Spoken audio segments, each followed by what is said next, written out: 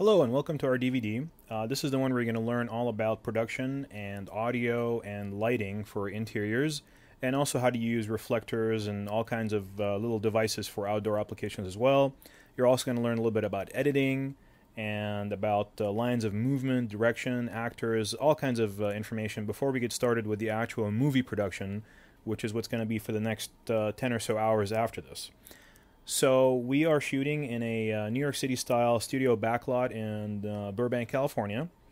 And to tell you a little bit about the video that you're going to see here coming up, we primarily use cuts and push slide transitions, which kind of push the frame off the edge of the screen.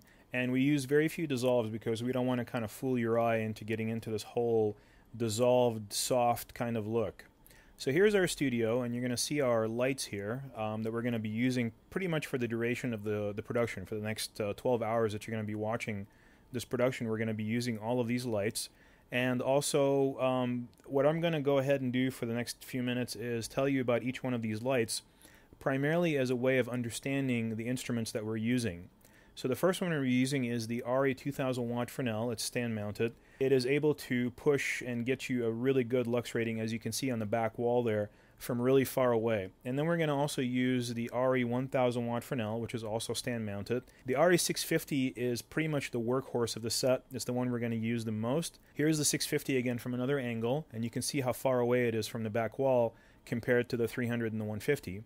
The 300 watt is great for backlights. It's primarily the backlight king of production. The size of the lens is perfect for making a backlight. And then after that, we're going to get into the 150.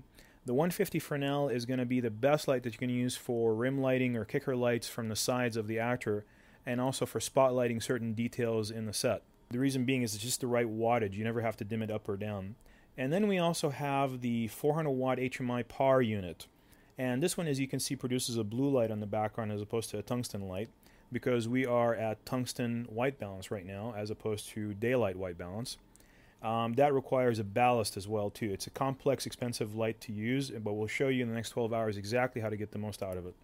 There's the throw of the 2000 watt Fresnel. You can see exactly what kind of spot is generating from that distance at that exposure. There's the 1000 watt spot. You can see how the size of that circle gets smaller and smaller. The larger lights not only can throw more light, but they can also throw it over a larger area. So the bigger the light, the more of a spread you're going to get, and the longer of a throw. Here's the 300 watt right now, and that's the spread it's going to have on a back wall at about that distance. And coming up is the little 150, which is one of my favorite little lights. It's sometimes referred to as an Inky Dink, which is a kind of a carryover from another company that used to manufacture lights like that. And you can see the large circle that the HMI is producing at that exposure. This is all at the exact same exposure at about f5.6. It's at 5500 degrees Kelvin daylight output, so the light appears blue when the white balance is set at 3200 degrees Kelvin. The lamp requires an associated ballast, and that ballast will feed the proper voltage and power to an igniter which ignites the lamp, giving us a light output of an HMI that's 4 times brighter than the same wattage lamp in tungsten. Therefore, with only a 200 watt HMI bulb, we can get the equivalent light output that we would get from an 800 watt tungsten halogen lamp, which would require even more than what this 650 is able to do. The second thing about the HMI lamp is the color temperature of the light is at daylight. In order to match the color temperature with the tungsten lamp, we would have to add a blue filter in the front of the light that would reduce about 50% of the light output. So in actuality, this HMI lamp at 200 watts is putting out the equivalent light of what a 1600 watt tungsten bulb would have to do in a fixture, with a blue filter knocking it down 50%, and only then would you have an equivalent. And you'll see that we use that little kind of symbol, that little squiggly symbol. That denotes approximately. So whenever you see that, it says this is approximately where we're at. The reason being is that you can't really measure exactly what the HMI is putting out unless you actually use a color meter. So there's our model, Laura. She's a very nice young lady. You're going to be seeing her a lot. She was also one of the actresses in our movie. There she is at tungsten 3200 degrees Kelvin white balance in that HMI light. She looks blue, but when we change over to daylight white balance, she goes into the correct color. The reason being is that the bulb was intended to mimic the look of daylight, the color of daylight, so that you can use it in conjunction with daylight and fill in shadows that are produced by the sun or in daylight conditions. This fixture right now has 2900 Kelvin tungsten lamps in it, and the camera is balanced for daylight. That's why it looks a little orange to you right now. Once I switch the camera, now you can see that it goes back to its normal white color because the camera's balanced to that level. Now we're going to talk about modifier tests for silks, black nets, and flags. What are all these things? Well, a silk primarily is what we're going to see right here. It's kind of like a very soft, thin white material that is used to diffuse a light source and make the light appear bigger to the model. And we're going to see exactly what it does. The net is that the black netting material in the back there with the red rim. And what it does is it just cuts down the intensity of the light, but it doesn't diffuse it. The flag, what it's doing right there with that key light, is it's there to cut the amount of light entirely. It does not allow any light to pass through. So silks and other diffusers enlarge the light source and wrap the light around the subject. They convert a specular hard light into a diffuse soft light. Cinegel number 3026, brought in 2 or 3 feet in front of the light source, has a very dramatic effect on the overall quality of the light. It obliterates all the shadows and gives you a perfect soft field.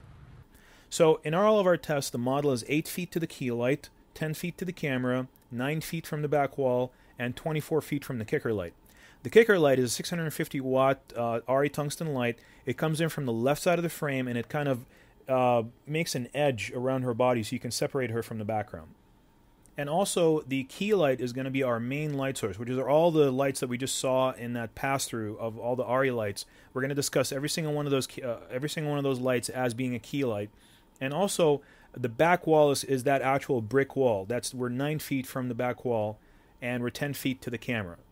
Now, for the actual modifier tests, for actually testing the nets and the silks and all those modifiers, we're going to use a 2,000 watt stand-mounted RE Fresnel, which is that first light that we saw at the beginning. So we're at f4.0 is that symbol that you see in the bottom left-hand corner. That's the exposure that's set at the camera. And right now, when you see where there's the text that says no modifier right there in the center, that means we're not using a black silk or a net or a flag in the frame. And when we use it, we'll actually tell you what we're using exactly and the grade of it. So, in this situation right here, we're going to live video. You can see the model is finally moving now. We're going to drop in a one-stop silk. Now, what's a one-stop silk? A one-stop silk is going to absorb half the light that is being directed at it. So we'll have to make an exposure compensation, as you can see there, with the iris dial. And so here we are brightening up the frame, and we're going to an f2.8 exposure, where we were at an f4.0 before. So watch this. This is a medium shot, just to really show you exactly what that diffuser is doing. And we're at f4.0 with no modifier. There's no silk in the frame right now. And watch what happens when we drop it in. Everything gets a lot softer. The shadows get a lot softer. You can see her hair better. It's not as stark. Now here it is in a close-up. You can see when we actually drop it in right there, you can see the kind of her face tones, everything changes, the highlights on her face change, but you really can't tell what's happening to the shadow because the back wall is too far away from her. You can't really see the shadow. So we dropped in a white card right behind her so you can really see what's going to happen to that shadow right behind her. So here she is, and here we drop in the one-stop silk, and you can really see that shadow get really diffused. But it's really going to get diffused when we drop in a two-stop silk coming up here, which absorbs 4 times as much light as not having a silk at all. But it's really thick, so it really makes a very nice soft shadow. So look at that shadow back there. It is so soft right now.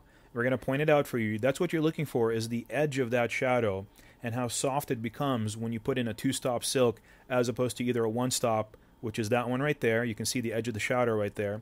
And we're also going to show you without any silk at all, with just the light hitting her, and what it's going to look like. And you're going to really see the difference. Look at that. It's a really dark, deep shadow. It has a very definite edge. It's good for certain applications, but for doing close-ups and stuff, it's good to diffuse the shadow a little bit. Now we're going to start using the black net, which is that black net with the red rim that we saw before. This is a one-stop black net. As you can see, all it does is it knocks down the intensity of the light without affecting the shadow quality or the quality of the light itself. It doesn't diffuse it, it doesn't make it softer, it's the same shadow, it's just more dim, so we have to make an exposure adjustment with the camera. So here's how you use it. If you have a one-stop net, you can actually reduce the intensity that's only hitting her body, for instance, only her outfit, and draw more attention to her face. And here's what happens when we take it away. It's just a one even exposure all the way down. Now here's what happens when we put in a flag. A flag just cuts all the light entirely that you're going to see through the flag. It's a completely opaque material. So when it goes in, it just completely flags the light that is actually hitting her costume from the key light. And all you see is just the rim light separating her body from the background. Flags are absolutely fantastic tools. They are probably one of the most useful tools that you have on the set to, and we'll show you exactly how to use them, to cut light off of certain areas of the set entirely. And I'm sure you've heard the old adage, it's not what you light, it's what you don't light. So what you flag the light off of the background, the unimportant parts of the background, or the things that are actually distracting in the background that you actually flag light off of, those are the things that are going to make a nice frame rather than what you actually light. It's easy to kind of light somebody who's just sitting in front of the camera, but when you try to get light off of things that are distracting from that subject, that's the art form, and we'll show you exactly how to do that coming up here. So the first thing we're going to do right now is we're going to go over all the lights again and exactly what kind of beam spread they have and what kind of a throw they have. So the beam spread is how wide they actually spread their beam at a certain given distance, and also the throw is how intense they are at a given distance, which is the model is at the exact same spot. We haven't moved her, the light's in the exact same spot, and we're going down the line from the 2000 down to the 150. So here we are, we're checking the beam spread and the exposure along the entire body of the model. We're not doing anything weird there. I know it kind of looks funny, but just to tell you how serious we were, we did this for every single light. So the model is still 8 feet to the key light, 10 feet to the camera, 9 feet from the back wall, 24 feet from the kicker light. Nothing's changed.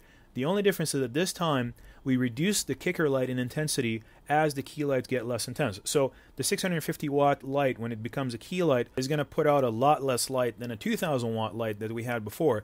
So what's going to happen is the kicker light, that edge light, is going to become a lot more pronounced. It's going to kind of fool the eye, and you won't really know what the shadows are doing behind her.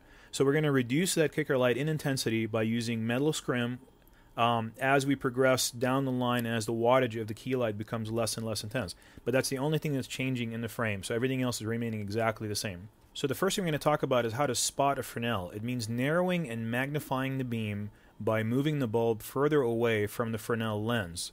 Once the fixture is on, you then can either spot or flood the fixture by the thermally insulated knob on the rear of the fixture.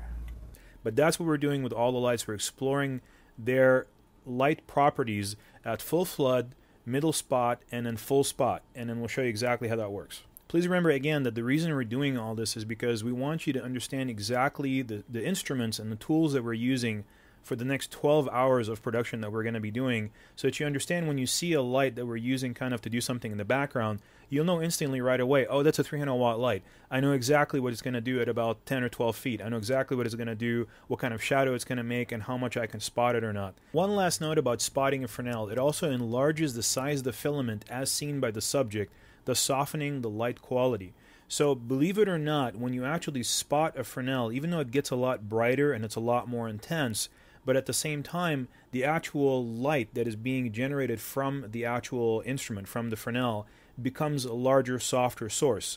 So if you were to dim it down, or if you were to make it go down in intensity with a scrim or a net, you would notice that the actual light becomes a lot softer. The shadow in the background behind the subject gets a lot softer when you spot it. Okay, so here's the RA 2000 watt Fresnel stand mounted, as opposed to a pole mounted, which is the ones that hang off of the ceiling. These are stand mounted Fresnels. So this is at f4.0 at full flood. We're focused in on our face, as you could see from that circular pattern. And at her face, it's f4.0, f2.8 at her body, f2.8 at her waist at full flood. This is with a 2000 watt Fresnel. So when we go in and we actually start to go to a mid spot, you can see us kind of gradually get, and the model of course is starting to get used to the idea that's a 2000 watt light spotted on her. That's at middle spot right now. and she's really suffering under that light, which is why we didn't go to a full spot with a 2000 watt light, because it was just too intense. So we made an exposure compensation with the camera, and at f5.6 we have f5.6.5 on her face, f5.6 at her body, f4.0 at her waist. So that's the beam spread on a human being at that distance. So we're going to go to the 1000 watt Fresnel right now, also stand mounted, and at f2.8 as the camera exposure at full flood, here are the stats. f2.8.5 at her face, f2.0 at her body, f2.0 at her waist. This is at full flood. So when we start to spot it in, you're going to see those numbers really go up. Here we are starting to spot it in right now, and you can see it get really intense. This is at middle spot. We make an exposure compensation with the camera, so you can still see all the highlights and the details. And then here are the stats coming up. f4.0.5 at her face, f4.0 at her body, f2.0 at her waist. So you can see that when you go to a middle spot with these lower wattage lights, the fall off becomes a lot more severe from the middle of her body down to her waist. And watch what happens when we spot it. f5.6 on her face, f2.8 at her body, f1.4 at her waist. So it's a really sharp fall off now. So here's the 650 right now. This is the workhorse of the set. Pretty much you're going to be using the 650 more than any other light, probably in a small independent production. So at f2.0 camera exposure at full flood, we have f2.0.5 on her face, f2.0 on her body, f2.0 on her waist. So it's a pretty nice even spread, and you're going to find that you use this light more than any other light in your arsenal. So here's what happens when we go ahead and go to a middle spot. At f2.8, we change the camera exposure to f2.8 now. At her face is f2.8.5, f2.0.5 at her body, f1.4 at her waist. Now we're going to go ahead and go to a full spot, and I want you to also look at the shadow in the background and see how it gets softer when we spot the light on her, because it's really a dramatic difference. I mean, if you can really kind of spot it, see how more feathered and softer it becomes. Here's its full spot, and f4.0.5 at her face, f2.0 at her body, f1.0 at her waist. So it's pretty much negligible at that point. You can just barely see it. So here's the 300 watt Fresnel stand mounted again. So the kicker on the background has been reduced by 1 stop in intensity to make it balanced with a 300 watt light. Otherwise it's going to totally overpower. It's going to seem like it's way too bright. So we reduced it by double. So at f1.4 camera exposure at full flood, we're at f1.4.5 on her face, f1.4 on her body, f1.4 at her waist. This is not a light that's designed to act as a key light. It's designed to act as a backlight, for which it serves a really good purpose. But just to really show you, you cannot use a 300 watt light as a key light. It's just not going to do a good job unless you go to about a spot or a middle spot. So at a middle spot, we're at f2.0 on the camera, and we're going to look at the stats here. f2.0.5 on her face, f2.0 on her body, f1.0 at her waist. So we're starting to get a decent exposure on her face. So if we used it just as an eye light or a catch light from the camera, it would actually work really well. But it's primarily to use as a backlight. So when we go to a full spot, we're going to change the camera exposure from f2.0 to f2.8. We're going to also notice that her face is in f2.8 right now, her body's at f2.0, and her waist is f1.0. So it becomes also much more negligible. It's nowhere near as powerful as 650. 650 is going to be your main set light. The RE150 is a wonderful light to use as a highlight or an effect light, or to use as a rim light or a kicker light from the side. It is beyond the camera's lens speed and sensitivity until spotted. So at the very beginning, the camera is just not able to resolve it at that distance. It's not designed to act as a face light or as a key light. So the kicker light's been reduced by 6 stops in intensity. That's 2 times 2 times 2 times 2 times 2 times 2. That's a lot. It's been reduced a lot to balance with this 150. So here it is at full flood at f1.4. So her face is at f1.0. The body and the waist are way too low to be able to measure with a light meter at this point. So when we start to go ahead and go to a middle spot, we can start to see a little bit more detail coming up in her face right here. And we do not need to make an exposure adjustment with the camera yet. It's still just barely coming into exposure. We're still at f1.4 in her face, f1.0 in her body, too low on the waist. So essentially at that point, we're starting to get a little bit of an exposure with the 150. When we go to a full spot, the stats are going to change just a little bit. We're going to be at a f1.4.5 on her face, f1.0 on her body, and then the waist is also going to be too low to measure with the light. So next coming up is going to be the 400 watt HMI PAR light. And a PAR just means it has a different kind of a lens than a Fresnel lens built into it, and you can attach different kinds of lenses to that PAR lens, which will show you how that works. The intensity has been reduced 3 stops, 8 times, with black net to protect the model from bright light.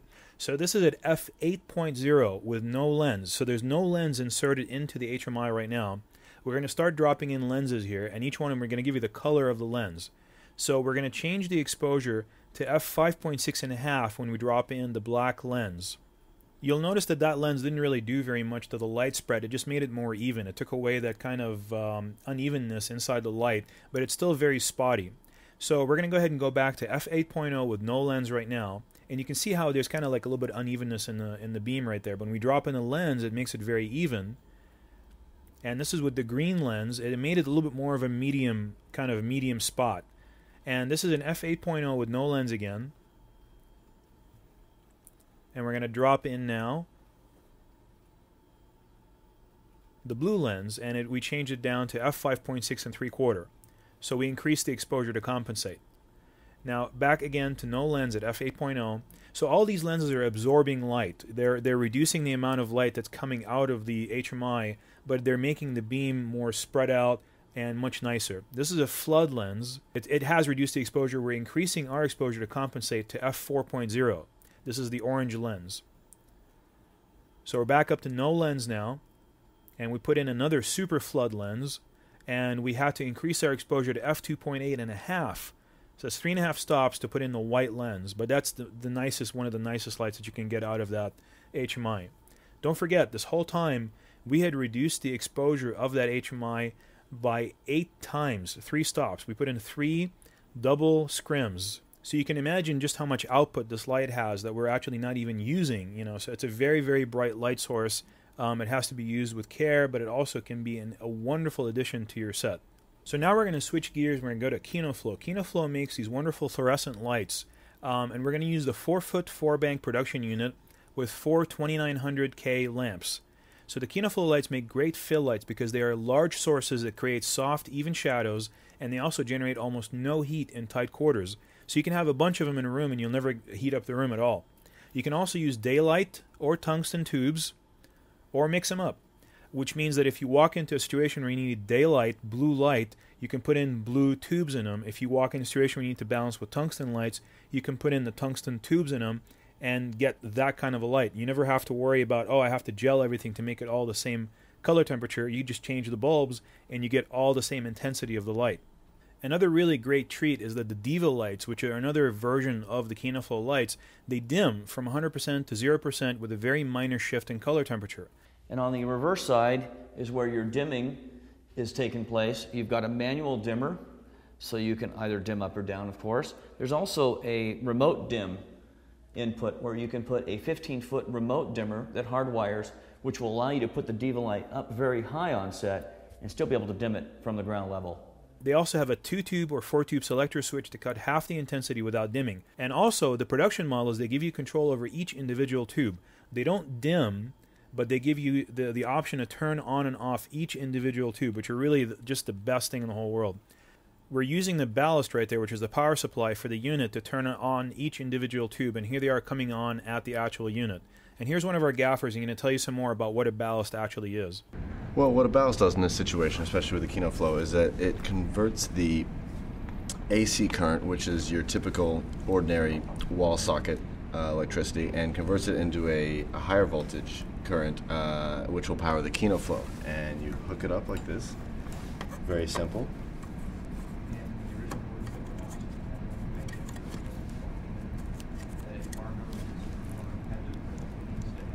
And then you flick these switches on the ballast, and the light goes on. So the 4-foot 4-bank is designed to be close to the subject. It's not designed to be placed very far away, but we put it in the exact same spot as we had all of our other lights, just to kind of show you what kind of light output and shadow quality you're going to have at that distance. You're going to notice that the shadow behind her is extremely soft, even at this great of a distance. If we got it closer, it would get even softer, but even at about 10 feet away from her, the shadow is really, really soft, and we are getting an f2.8 exposure at the camera on her. So it's f2.8 all throughout her body. It's a very even light source from head to toe. It's a really nice, even, soft light, great for fill lights. So here's with no modifier, and what we're going to do is we're going to put in an egg crate on it right here. What's an egg crate? An egg crate actually straightens out the beam path, and it makes it go only in a straight line. It doesn't let it scatter to any direction. So here it is on a medium shot, and we're going to put the egg crate back on medium shot. to show you exactly what happens to the background. So watch this. Here comes the egg crate.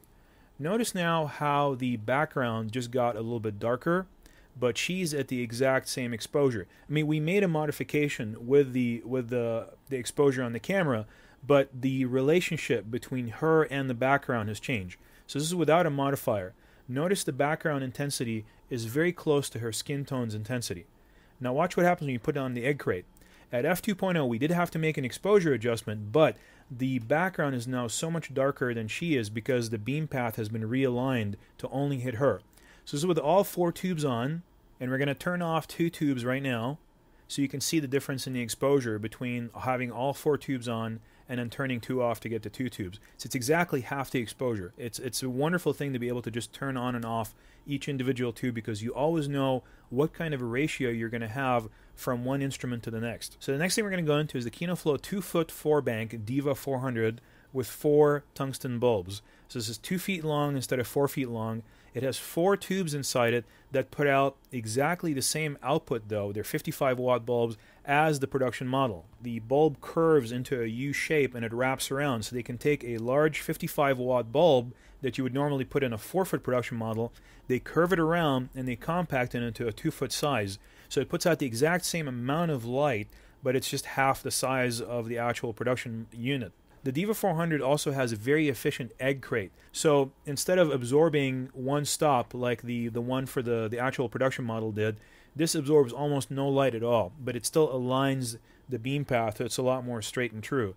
So here it is again, f2.8 with no modifier. Notice it's the exact same exposure as before. And here's the egg crate. Notice we did not have to make an exposure change, but the background got a lot darker. So the Diva 400 with 3 tungsten tubes and 1 daylight tube inserted to add some blue. Some people like that a little bit better. They say it kind of cools down the light a little bit. This is what it looks like. This is what it looks like when you put in 3 tungsten tubes and you put in just 1 daylight tube in there to kind of cool the color temperature of the light down a little bit and make things a little bit more blue.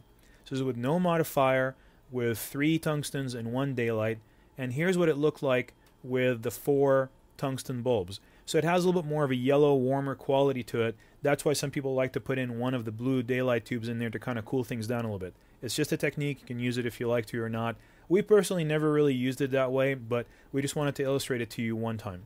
So here we go. Here's the fun part. We're going to go and actually do some lighting right now. We learned about all of our instruments that we're going to be using. We know what they can and cannot do. We're going to actually go in and do some lighting right now. So here is the set that we had. This is with all the overhead lights on, so you can see exactly where our dolly is. We didn't really use the dolly in this particular shot, but there it is for illustration anyhow. The overhead lights are on for only the behind-the-scenes camera only, and they were off during primary filming, just to kind of tell you that only when we do the behind-the-scenes do we turn on the overheads. When we were actually doing the shot, we did not turn them on. So here's the model sitting there, and you can see exactly where everything is on the set, and we turned off all of the overheads right now, so only our lights are visible. And we're going to be coming back to this illustration again and again to show you the positions of all the lights that we use for the illustration. So just to also tell you, this is what the set looks like through the model's eyes. So always be like, nice to your models because all they see around them is just bright lights, Starting with the finished frame, and then we're going to go from scratch. So we're going to show you the finished frame, exactly what we ended up with. Then we're going to start from scratch and go all the way up again. So this is the finished frame. This is with all of our lights on. Everything is on, the back lights, the kicker lights, the key lights, everything is on at the same time. So the camera is about 9 feet to the subject, and we use the measuring tape to measure that from the film plane, which is the actual lens portion of the camera. It's about 9 feet to the subject. Now we're going to use a gray card, and the gray card, what it allows you to do, this is an 18% Kodak gray card. 18% Kodak gray is also what's considered middle gray by photographers, and it has a very direct response or very direct relationship to 50 IREs in video scale. So if you have your zebra settings on the camera set to 50 IREs and you point it at this gray card and it reads 50 IREs, you know for a fact that this model is perfectly exposed for that light. You can also use a light meter, like a spot light meter, as our DP right there is using, to take a direct reading off of that gray card. And whatever the reading is off of that gray card, which we'll show you here exactly what part of it you're supposed to concentrate on, whatever the reading off of that gray card is, that's what you're supposed to program into the camera if the light meter is calibrated with the camera. So if the actual reading of the light meter says, let's say f5.6, then that is off of middle gray. That should be your exposure for the camera. And also, one last point of note is that you're supposed to point the gray card directly in between the key light and the camera. So not to the camera, not to the key light, directly in between. The reason that you do that is so that you don't have a highlight on that gray card that fools the meter into thinking that it's actually brighter than it really is. But if you point it directly in between the light and the camera, it's always going to give you an accurate 18% gray reading. We're going to go ahead and put in at this point an incident light meter. That incident light meter, this particular Sekonic model right here, allows you to extend this bulb. We're going to see it a lot more later on in the series, but it allows you to extend this white bulb out of its receptacle, and that white bulb is shaped to mimic the human face, the dimensions of the human face, the way it protrudes out of the actual receptacle. And it's also treated so that it measures light exactly just like an 18% gray card does. So if you don't want to have to read off of an 18% gray card, you can always take a light reading with an incident light directly from the subject, pointing directly back at the camera. So you put the bulb right there in front of the subject, pointed directly at the camera, and then you don't have to take a spot meter off an 18% gray card anymore. Now here we are using a Greta Macbeth color checker chart. What the color checker chart allows you to do is to kind of, when you get back to editing, when you get back in the studio and you're editing your footage, to know that when you see a skin tone and it's supposed to be, let's say, a pinkish skin tone, what in reality was pink in that particular lighting situation. So this has a bunch of different colors that are easily found in nature. As you can see, the painting behind her has that type of green that's in there as well, and her skin tone is also mimicked in the pinkish skin tone in the top left hand corner. They also have blue sky in there, and when you go into a closer shot, you can really see the colors there, and you can see that when she changes the angle of the lights, they actually kind of change, so you're supposed to direct that right back directly at the camera. You can also see that on the bottom row is a bunch of neutral grays. Those are all squares that are designed to go from white to the left all the way to black on the right side, with neutral gray in between, with absolutely no tint or color inside those grays at all. And the one that's kind of close to the middle but right to the right of that, that's middle gray. So if you didn't have a gray card, and here it is in an outdoor situation, if you did not have a gray card in that on the set, you can always just use a Macbeth color checker chart, and that gray that gray right there towards the right side is also middle gray, just like the Kodak 18% gray card. It's the exact same thing. So now that we've learned how to set a proper exposure from the camera, we're going to go ahead and start doing some lighting. So the first one right there is on the top right hand side that we're going to see is the brightest light that's hitting the model is the key light. We're using an RE 1000 watt Fresnel as a key light from the right 3/4 angle, motivated by the China Ball Practical. We have a China Ball on the set. We're using that as motivation for our key light. The key light is 9 feet away from the subject, as you can see there from the measuring tape, and it's up 3/4 to the right 3/4, which is about Rembrandt lighting. Now we're going to go ahead and shape the key light's throw. What this means, we're going to use the flags that we learned about earlier in the program to control what part of the background this flag is going to hit. So here we are, we're going to go ahead and raise the key light. This is the 1K right there. We know exactly what it does from the earlier discussion on what the 1K is capable of doing, and that's the beam path that's coming out of it. It's going to emit that beam path directly to the bottom left-hand side of the frame, and it's going to hit her right from that corner. It's going to hit her directly from the top right-hand corner of the frame, and that's exactly what the key light is doing just by itself.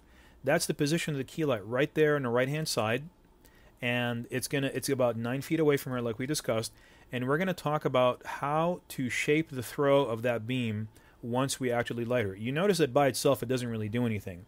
The key light by itself is not anywhere near as rich as all the lights combined together. So we're going to go ahead and use a flag to cut the shadow of the China Ball from the back wall. The China Ball is right there on the top right-hand side. That's what's supposed to be motivating our key light. So we're going to go ahead and use this flag right here.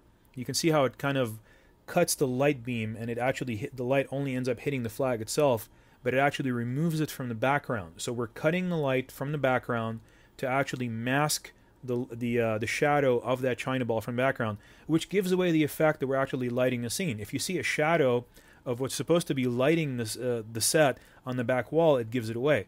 So here we are, we're bringing in the flag, it's cutting it, and it actually also creates a pattern on the back wall that matches that table lamp's shape, which is really cool and it's really important. So that's why we use that particular angle of the flag. Here we are again doing it. And now the next thing we're going to do is we're going to also use another flag to cut the stray light from the table lamp practical itself. And all these lamps that are actually in the set, the China ball, the table lamp, they're all called practicals. So here we are, we're bringing another flag to cut the light off of that. That way when the light comes on inside that practical, it doesn't feel like it's also being lit by another source. Then it looks cheesy, it looks unmotivated, it looks like it's lit, and it takes you out of the effect.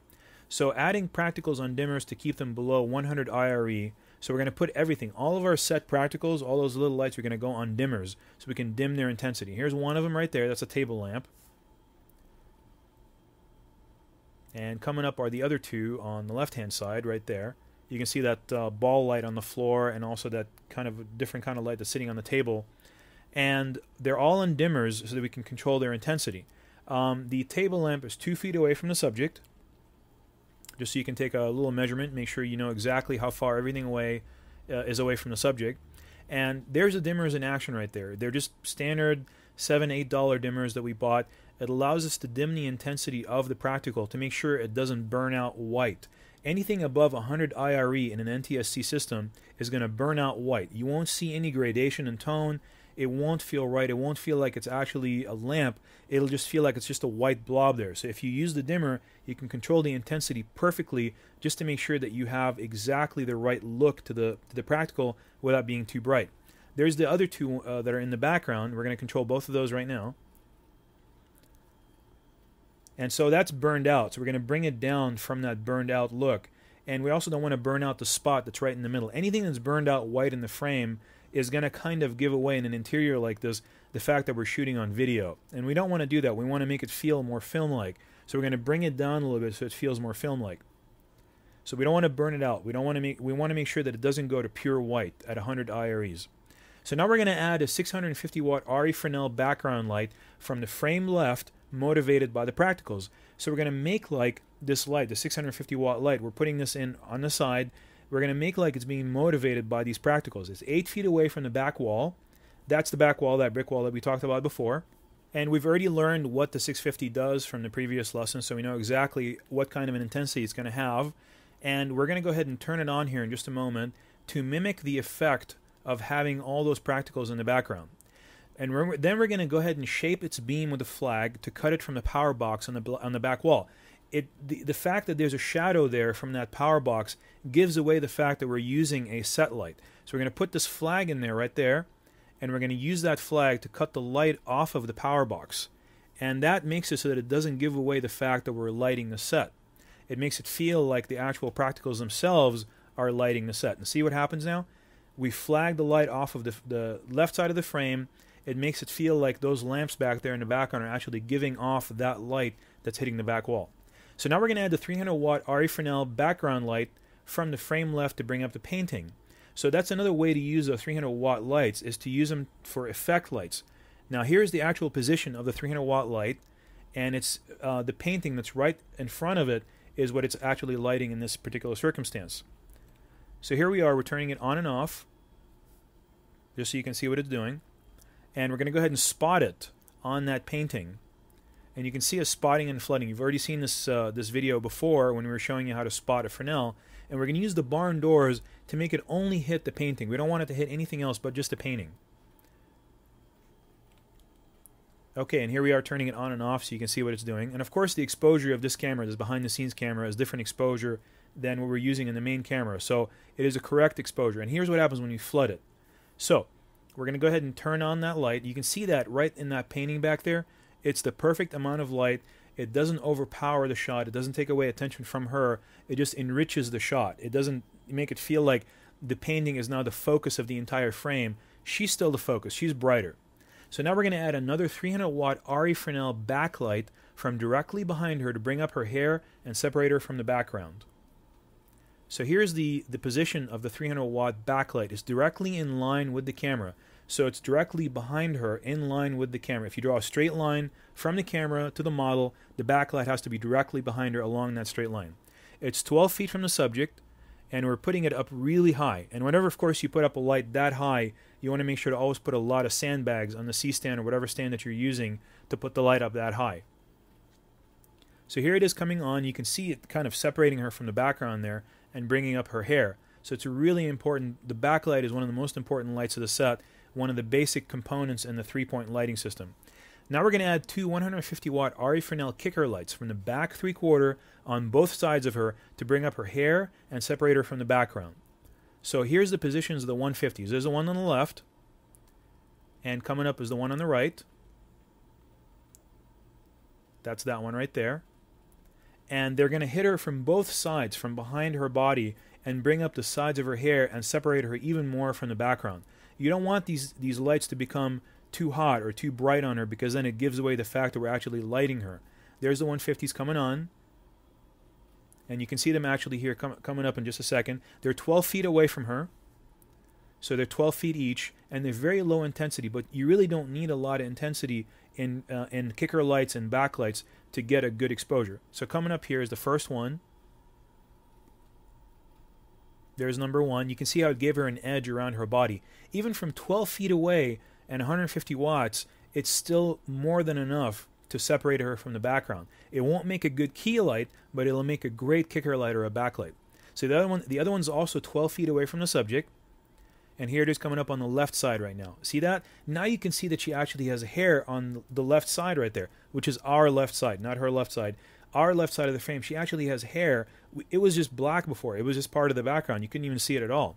So now we're adding KinoFlow 4-foot 4-bank with only 2 tubes on, and a Diva 400 as fill lights from the front on both sides of the camera. Now we learned all about the production model that we're using here and the Diva 400, and we know exactly what it's going to do from the lesson that we just passed before. And now we know. Now what we're going to do is we're going to put them on both sides of the camera as fill. They just fill in the shadows that are being created by the key light.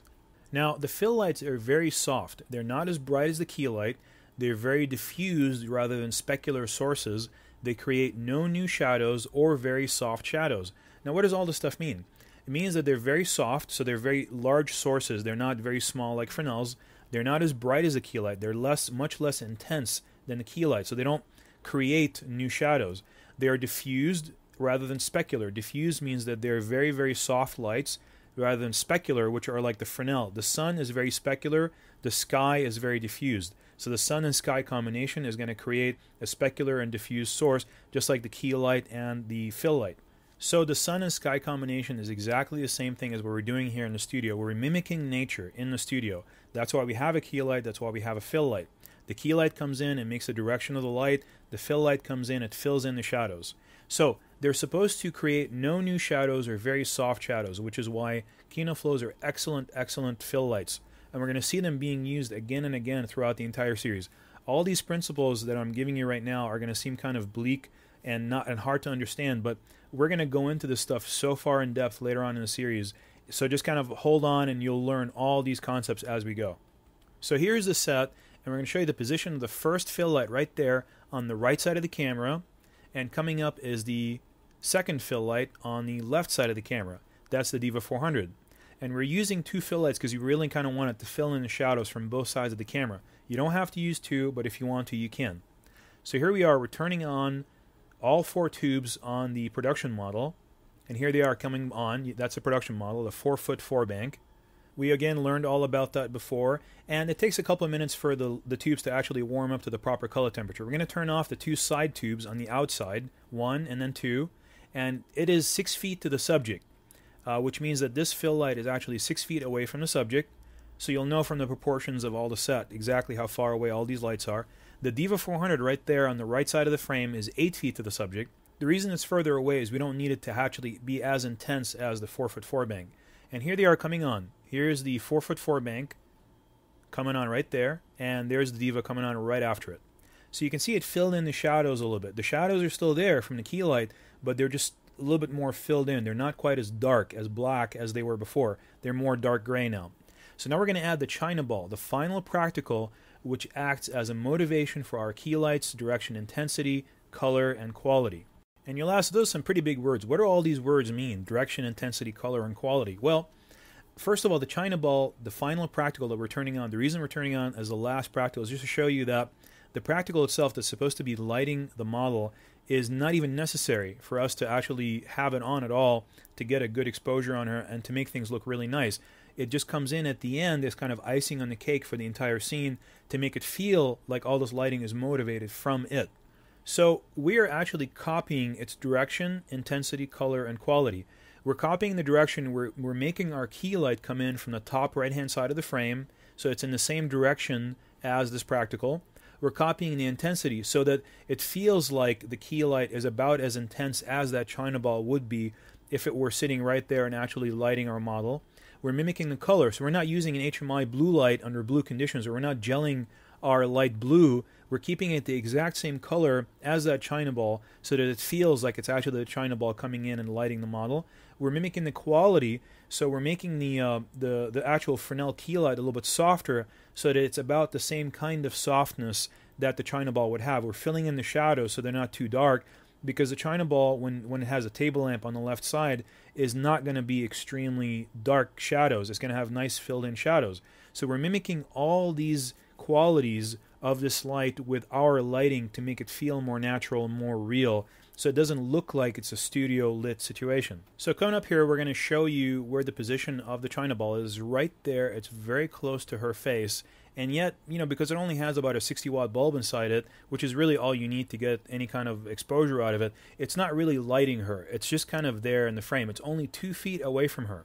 That's it. That's how far away it is from her, but because of the exposure that we're using on the camera, it's having almost no effect on her at all, even though ideally in most situations, practicals should be at about 2 to 2.5 stops brighter than the face, so use your dimmers to achieve that effect in combination with a spot meter or a waveform monitor, which means what you're going to do is make sure that that practical, when you measure it with a spot meter, is about 4 times to 4.5 times brighter than the person's face, the model's face that's in the shot.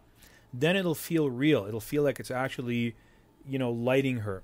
So when we take a spot reading off of her forehead, and her forehead reads f5.6, and we go ahead and we take a reading off of the practical itself, and that should read f11. So it's about 2 stops brighter. It's about 4 to 4.5 times brighter than the model. And if it is that, then it will feel like it's actually lighting her. It'll feel genuine. If it's any dimmer than that, it's not going to feel real. It's not going to feel like it's actually lighting her. If it's any brighter, it's just going to burn out white like that. You're not going to have any detail in it. It won't feel like it's a real light source. It'll just feel like it's just a blob of circular white that's just sitting up there in the right-hand side of the frame. It won't have any definition in it. So now we're going to add the KinoFlow Diva 200 filler light from below and in front of the camera to bring up her face and her clothing. This is a filler light. A filler light is not the same as a fill light. It does not come from eye level or from the side of the camera, but from below the camera, and it's very dim. What it's going to do is going to bring up her clothing a little bit and her eye sockets, fill in the eye sockets. There's a position in the set of the filler light. It's sitting on a Matthews Apple box, and you can see the Apple box right there, and you can see how we've got the bottom flap of the Diva 200 covered up, and we have the actual egg crate in there, which straightens out the beam path so it only hits her. It's 5 feet away from her, and the Diva 200 is dimmed down a little bit. It's not at full brightness, because this is not something that's going to go ahead and make a major effect, but it's a very, very subtle effect. And here it is coming on right now. You can see it here in just a moment, right there. You can see just kind of filled in her eye sockets a little bit, filled in her clothing, made the exposure a little bit more even from head to knee.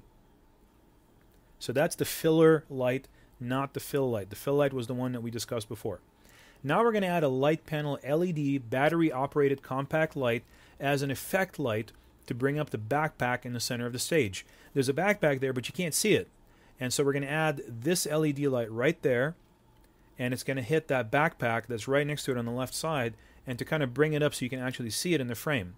Now our light panel was 5500 degrees Kelvin daylight balanced, so we added half CTO, which is color temperature orange gel, to lower the color temperature to tungsten balance, so it matches the rest of our lights. So here we are, we're putting it in, we're dimming it up and down to show you exactly what it's doing to the backpack. And here it is in the background right now. We're just going to cut to it because we had to actually have somebody walk in and do it. There it is. So you can see exactly what it's doing. That backpack was just kind of like a silhouette before, and now it has some light on it. So turning off our key light is going to draw attention to the kicker lights and the fill lights, and it creates more ambiance and subtle mood. So we're going to turn off our key light. Now see, that makes things more, like, it has a nicer ambiance to it. It feels more natural. But just don't forget, her skin tones now are very, very dark. They're way too low. Now we're going to turn off the fill lights. There's one. And coming up is the other one right now. There's the other one. Now we're going to turn off the filler light, which is the one that's pretty much at her feet below the camera. And there goes the filler light. So she's completely in silhouette right now. This is what you'd be doing if you had an interview with somebody that didn't want to reveal their identity or something like that. That's how you do it. You'd light the background and you put in some backlights and some rim lights. And that's pretty much it. You can cover their identity. You can't tell who it is. But at the same time, you can still see the picture and you can still see that they're moving their mouth and actually talking to the camera. So now we're going to turn on the kicker lights. Those are the 3/4 back, left and right lights that bring up her hair and they outline her body against the background. There goes the other one right there. Now we're going to turn off the backlight, which is the light that's directly behind her up high. There she goes. Now she's completely in silhouette, no light on her at all except for the practicals. There goes the effect light on the painting, that 300 watt Fresnel that we saw before. Now we're going to turn off the background light, which hits the back wall. There goes the background light. So you just see her with nothing but practicals now. Now we're going to turn off all the practicals. There goes the first two. And here goes the china ball and a table lamp. The only thing we have left was just that bag lit. So the practicals have some or no effect on lighting the scene. They act as motivation for almost all of our interior lighting choices, but they don't actually light the scene usually. If you'd arrived on the set and you'd done no lighting but simply used the practicals and turned up the camera's picture gain adjustment to 12 decibels, so you just gained up, this is what kind of an image you're going to have. Okay, coming up here, we're just kind of moving around the set trying to get the lights going. You can't really see very much at this point. That's what you need your mag lights for, your little flashlights. Kind of walk around the set when it's all dark like that. There comes the first practical right there on the left side. And coming up the rest of the practicals. We're doing them all real slowly, so you can see that we did this all live. We didn't do any kind of trickery in post or anything, or didn't overlap frames in post. This is all live as you see it. So there's the third practical right there.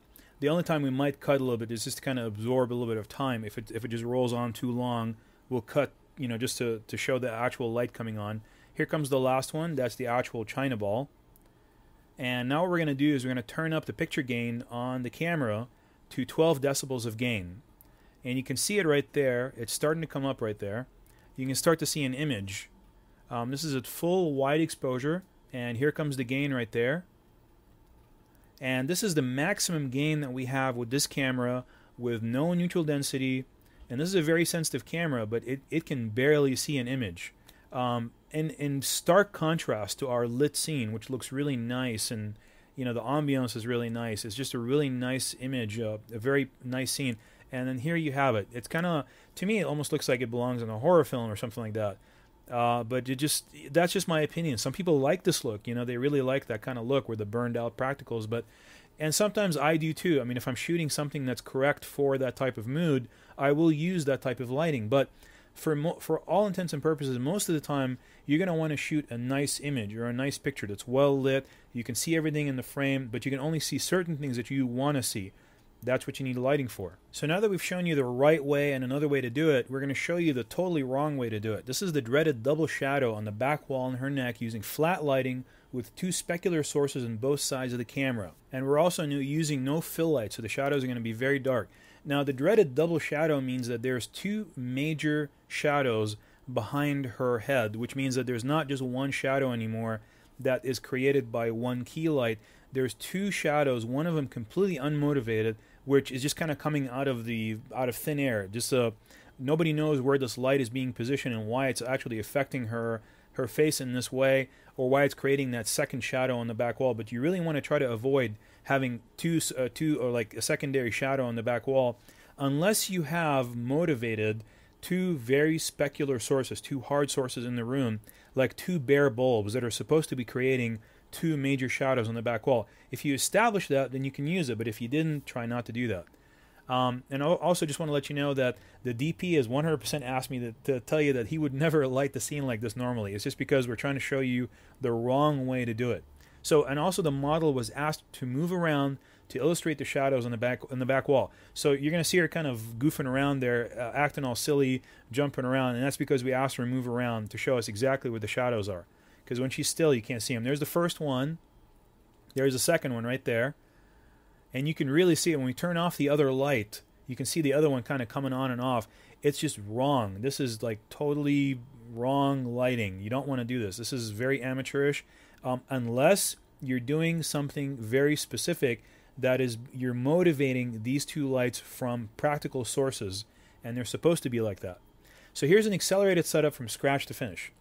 We're going to show you how we did everything from the very beginning all the way to the end. That's what we started with, and we had a very, very patient model. She is very, very patient. Sat through all the stuff for hours and hours and hours, did not complain. So you see her a lot in the movie. She's one of the stars in the movie. Actually, I guess you already saw the movie at this point, but you'll see her a lot in the making of the movie. You know, all the behind the scenes and everything, and you know, us working with her. There's that China ball kind of wiggling in and out there, trying to find its place. And there's the background light being adjusted. Turn everything off, turn it on, start from scratch with nothing but the practicals. There's the practicals coming on. There's the background light, the effect light for the painting, the backlight, the kicker light on the left, kicker light on the right, filler light, fill light on the left, fill light on the right, and the key light. There's the key light. So that's it from start to finish. So you can see exactly where we started with and where we ended up. One of our patented approaches to teaching, so you can really see exactly how we do everything. You'll find that for the rest of the series, we're going to mask no struggles, which means we're going to show you all of our struggles, everything we have to go through to achieve everything. And hopefully you'll learn from that principle. Now the next thing we're going to talk about is lighting ratios for just a minute or so. Key to fill, key only. This is just lighting her on a close-up with just the key only, without using the fill light. And we're going to bring up the fill at 3-to-1 ratio. So we're just dimming up the fill just a little bit to fill in those shadows that are on the right side of her face. And now we're going to change to a 2-to-1. You'll notice that the shadows are more illuminated now. It's less of a contrasty type of image. Now we're going to go to a 1.5-to-1 here in just a second. There's a 1.5-to-1. You see there's even more light in the shadows lighting the frame. That looks really nice. It's very pleasing for video. It looks really nice for the format that we're shooting in. So lighting ratio primarily is adjusting the fill light in relation to the key light. The key light is at a very fixed intensity. It's at that intensity. Then you bring in the fill light to fill in the shadows from the direction of the camera slowly until you hit that perfect kind of ratio that you're looking for. Most of the times 2-to-1, 1.5-to-1 is really great for video. If you're going for a very cinematic look, a more high contrast look, you might stop down to like a 3-to-1 or a 4-to-1 kind of ratio, which is more of a ratio from the key to the fill. So the fill becomes half as bright as the key at a 4-to-1 ratio. Not 2-to-1, but 4-to-1. It's half as bright as the key. That's pretty much the maximum that you'd want, but you always want a little bit of fill somewhere in the frame to bring up those shadows a little bit so they're not too dark. So now that we've seen how to light one person, we're going to go ahead and see how to light two people sitting in a certain space. In this case, we're still in the same studio. We just moved to a different part of it where we can see a white back wall instead of the brick wall. And what we're going to see is two people also with two different skin tones. He's obviously going to be darker than her, and she's lighter. She's more fair-skinned than he is, so which is going to also show you how to work when you have two different actors that have two different skin tones, one darker than the other, and how to put them both in the same frame and not have one be too light and one be too dark and have too much of a difference in the exposure between their faces. We're going to show you how to position a soft key light kind of closer to the darker skinned person so that you can kind of balance both of them in that particular method. What we're also going to talk about is exposure. We already talked about exposure a little bit and how to take an incident light reading before with that incident light meter that has the bulb sticking out. But also we're going to talk about how to take a contrast reading, which means reading individual lights by making that bulb kind of go back into its receptacle to read individual lights and check a lighting contrast, which is a lighting ratio between key to fill to other lights. So here the DP is taking a reading off of her face. Now this has the bulb out. You can see that it's actually sticking out of the meter, and he's taking the reading off of his face. That just gives you general lighting at that particular position. So when the bulb is sticking out, it's taking in, factoring in all the different lights that are actually hitting the actor from the front towards the camera. And here he is taking it from a lot of different directions, from the bottom, from the top, and kind of just getting an overall light reading. But when he shrinks it back in there, when he puts the white bulb back into its receptacle, he's taking a reading of only that particular light that is facing the meter at that point. So the meter will actually give you a reading of just what that light is doing and what kind of output it's having at that particular distance from it. So now let's talk about lighting. This is something we've been waiting to do. This is lighting two subjects sitting in the frame. The actors are about 6 feet to the camera, and the reason we're telling you that is just so that you always know exactly how far away the actors are from the camera for us to achieve a certain effect with our lens that you're seeing in front of you. So we want to always try to make sure to tell you how far away the subjects are from the camera. So the first thing we're going to do is soften the practical bulb. The practical that's sitting in the middle of the frame, which we already learned about practicals in the last session, is just emitting a light that is a little bit too harsh, because the bulb inside it, you can actually see the filament. The glass that we're using is almost clear glass. So what the DP is going to do, he's going to go ahead and get some diffusion. And by all means, I don't recommend cutting gels the way that he's doing it right there. But he's been doing it that way for years, and he's not about to stop, and he just likes the way that he likes doing it that way. I always recommend using scissors if you can. Please use scissors. Do not use a knife. It's a lot less dangerous than using a knife. So here he is putting in the diffusion right there into the actual practical, and you can see what it does to the light. It just really softens it, makes it a little bit more mellow, takes away that spot in the center of the frame that takes up all of your attention, because the first thing that you see when you see the frame without that diffusion is just that spot in the center of the frame. Takes the attention away from the performers. So he's going to go ahead and put in, he just doubled up the diffusion right there, make it even thicker, and you just put it in there. So to check whether more fill will improve your lighting, bring in a small reflector or foam core and test it before committing a large soft light.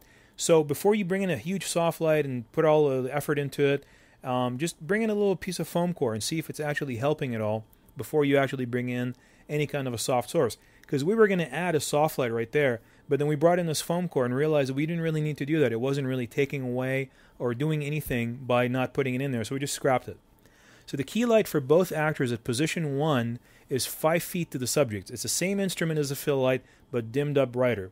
They're both Diva 200s. They're these little Diva 200s that have 2 tubes. We learned about them in the last series, in the last session, and they're just only 2 tubes, KinoFlow fluorescent lights. They're dimmable, and we have those warming gels on them. So they're 5 feet away from the subjects.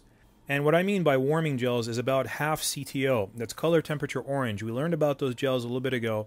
What they do is they just warm up the light a little bit, make it more orange and a little bit less blue. So they lean it towards the red more, so it becomes more orange. And it creates a light that feels like it's being motivated from our practical lamp, which is really important. We also learned about that in the last session, that it's really important to motivate not just the direction, but also the color of the light with your key light to make sure that it matches the practical light that's supposed to be lighting these two actors. And we're going to really get into that here as soon as we get into the actual breakdown of the lighting that we did. But just to mention also that notice how we're moving in the key light closer to the actor. He has darker skin than our actress, who's more fair skin. So the key light has to be closer to him to balance out with her lighting. Also at the same time, don't forget that both of these lights are identical. They're both Diva 200s. They both put out the exact same amount of wattage. So the best way to use a key fill combination between both of those two lights, because we wanted to use both of them, is to make sure that one of them is just dimmed down more than the other one. So one of them we dimmed down to 50%, and the other one we dimmed up to 100%. So one of them is at full 100% intensity, the other one's down to 50%. Therefore, the brighter one is going to be the key, the less bright one is going to be the fill. So now let's talk about the fill light. The fill light is exactly the same distance as the subject as well, too. It's also 5 feet, so they're exactly the same distance. The only difference between them is that one of them is 50% intensity. That's the fill light. The key light is a full 100% intensity. And see how we're attaching the CTO, the color temperature orange, half CTO gels to it to make it warmer, to make it more orange, make it match that practical lamp. We're 5 feet to the subject. So the kicker for the actress is 14 feet away. And that's, of course, a 300-watt ARRI. We talked about the 150s and the 300 making the best backlights and kickers. So here it is being swung in. See, there's a flag on the right side that we're adjusting there to make sure that the light from the kicker only hits the actress but not the actual tabletop. Like we said, mentioned before, that's what flags are there to do. They're there to shape the light.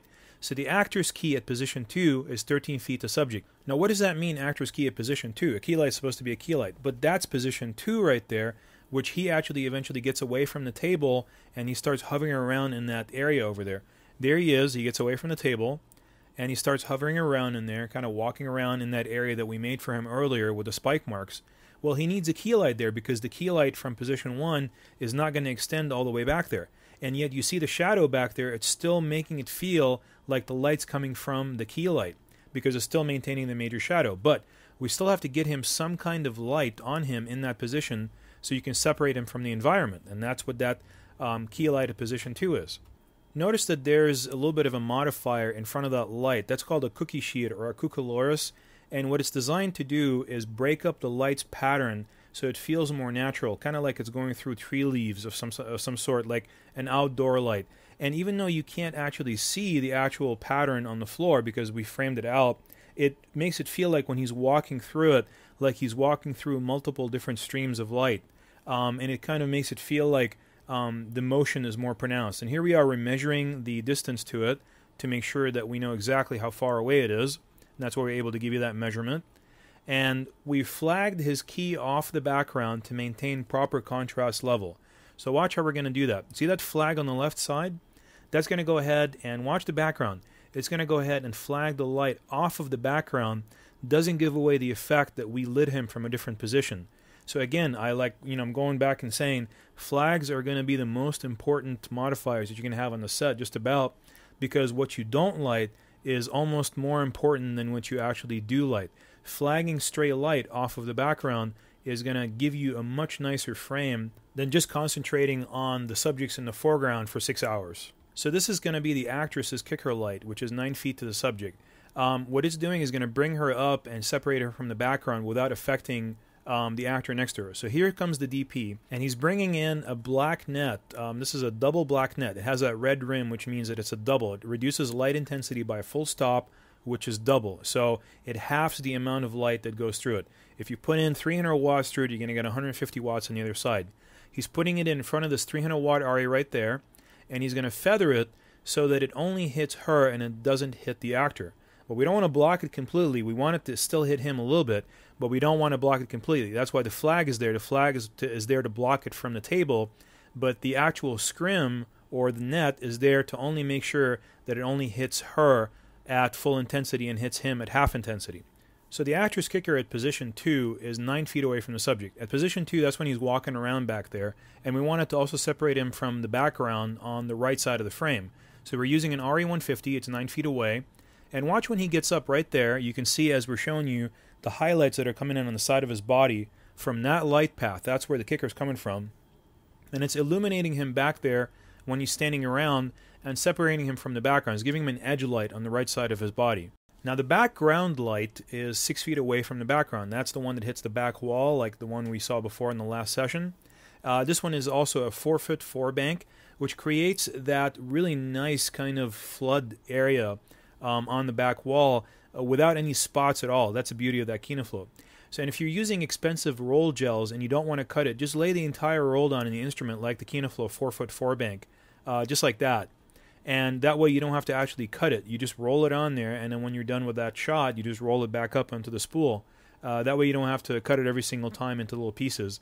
And you can see it right there. That's CTO. That's half CTO again right there, making that light in the background really nice and orange. And what it does is it matches it with the foreground practical that's dimming up right there. So now what we're going to do is we're going to go around the whole set, and we're going to turn on all the lights and turn them all off. So we're going to go back to scratch right here. There comes the key light that just came on. And we're adjusting the intensity of the camera right there to compensate for it. There's the fill light over there. And here it goes off.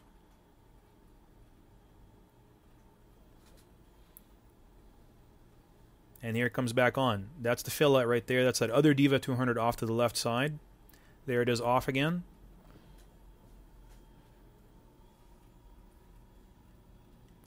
And there it is back on again. We're going to keep doing this again and again until everybody gets exactly how we did this. And here comes the key light. That's off.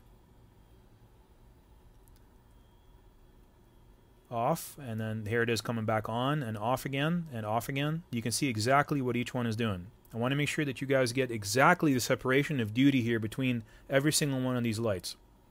Now here comes the kicker light back there. Watch her face right there. It's a very minor change, but you can see it in her hair. It separates her hair a little bit from the background. We didn't want a lot. We just wanted a little bit. It's been black netted off of him. It only hits her. And the DP is walking around right now to the other kicker light. And you're going to see what that does. That's a little bit more of a change. You can see that in the left side of her hair right there. It's very subtle. We don't want to overpower that foreground practical. We don't want to make like really bright lights. We just want it to feel natural and separate the actress from the environment, from the background. So here goes position 2 right now. Now the actor's in position 2, and we're turning on and off his key light at position 2, so you can see exactly what it's doing. There's the DP right now with the key light. You see that? He just kind of is immersed in darkness right there. It doesn't feel right. That light, if you were in a situation like that, would extend back there. You'd still see something back there if it was real life. Now here's his kicker at position 2. You can see what it's doing right there. See that? It's making an edge on his body right there. And again, now this is her kicker at position 1. And let's see what else the DP is going to go for right now. He's going to go for the background light.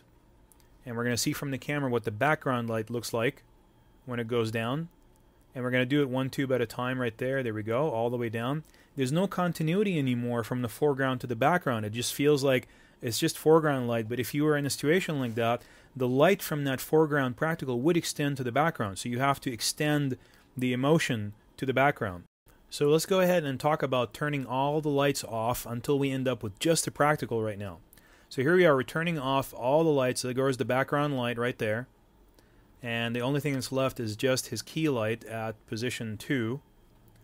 And we're going to end up with just the practical. So you can see that the practical by itself is emitting practically no light. That's what practical ought to stand for, no light. Practically no light. No, actually, there are other situations where you would use a practical to light people, but not in this one. So here we are, we're turning everything back on now. So you can see what every light is doing really quickly. And there goes the background light. Now we're going to do it one more time, but just end up with only the practical and the background light only. So you can see the importance of continuity between the foreground practical and the background light that we added to the shot, and how important it is to have lighting continuity in direction, intensity, and color. Right there, they're nothing but silhouettes. All it is just the background light and the foreground practical. See how much control you have over your set. When you start lighting, you can make just about any mood that you want on the set when you understand where all the lights are coming from. Here comes her kicker lights are coming up right now. And we're showing you where everything is right there. You see all those lights that are hitting her. Those are her kicker lights and his kicker light as well too. Now we're watching the monitor right there as we turn on the key light. There's the key light. And it illuminates both of them, and it makes a shadow on the back wall as well too, which makes it feel like that's the shadow that's coming from the foreground practical. You see that shadow when he moves around, it moves around. So it feels like it's actually coming from that foreground practical, not from the other key light that's on him right now from the left side. We're turning it on and off. Now, using the simple key plus fill plus backlight, just basic 3-point lighting in this case, does not match the practical lamp in the foreground. It is acceptable but unmotivated and thus takes away from the scene. So we're going to show you a simple key fill backlight. If you just walked in on the set and you just popped up 3 lights and didn't really want to motivate them from the foreground practical, we're going to show you what that looks like. So we already showed you the right way, showed you the wrong way. We're going to show you another way right now. So here it is with just nothing but the practical. And we're starting to turn on the lights. There's just a key and a fill and a combo, and a slash on the background. So this is what it would look like with just 3-point lighting, with a specular key source and a soft fill source, and just a slash against the background. Just basic video lighting. And that's what it looks like from the other side, from their side. So this is if you didn't bother to motivate the lighting from the actual practical itself, didn't bother with the color of the light, the practical didn't bother with the color of the light extending into the background. That's what it would look like, just basic video 3-point lighting. There's the key.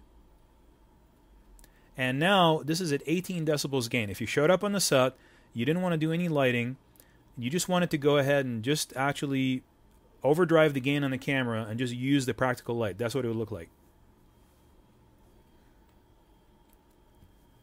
And there's a nice slash across the background. It looks really, really nice. Very romantic.